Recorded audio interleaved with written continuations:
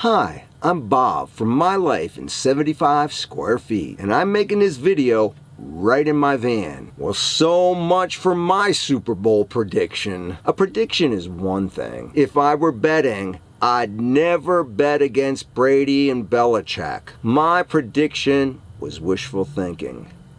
What? Okay, it was beyond wishful thinking. Wasn't that the most exciting game you ever saw? Another super bummer. I'm sure Drew Brees and the Saints would have done a lot better job than the Rams did. Oh, and that no-call pass interference is gonna haunt us forever.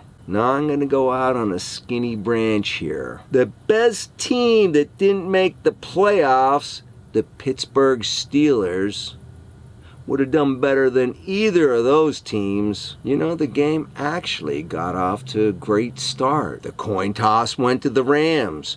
Brady's first pass got picked. I'm like, yay! Then nothing. What happened to the Rams? Their offense must have taken a knee or something. Maybe they were all taking a survey to see if they'd go to the White House if they won. They didn't even show up for the game. Were they scab players? You know, it's a good thing their punter had plenty of rest before the game. I bet his legs are gonna hurt for at least a week with all the punts he made. How many 3 and outs? 5 and outs. At least the Rams made a few first downs. But that was by the end of the third quarter. And where was Gurley? On the sidelines for most of the first half? Isn't he supposed to be like the best running back in the NFL? Oh, that's because Bell sat out the whole season because $14-something million wasn't enough money for him. Oh, and where was that great Rams pass rush? They started out good, but I think they were drinking Kool-Aid in the locker room at halftime. Or was it White House champagne? I'm going to go out on a little bigger limb now. This was the worst Super Bowl I ever saw. But still, so many records got broken. Did I say broken? Oh, like the Rams offense? Although the 14 punts didn't break a Super Bowl record, the total points set a new record.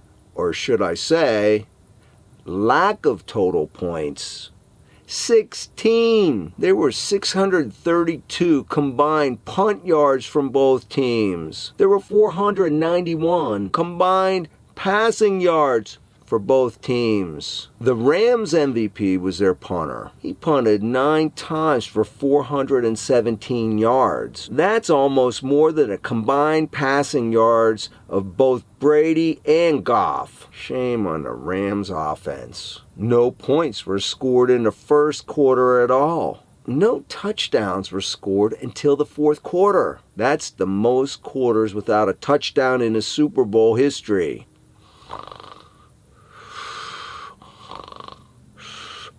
Sorry, you would have thought the red zone had a border wall to keep both teams out because it wasn't penetrated until there were 7 minutes left in the game. Well, here's one for the Rams. Their only points came by way of the longest field goal in Super Bowl history, 53. Oh, wait a second.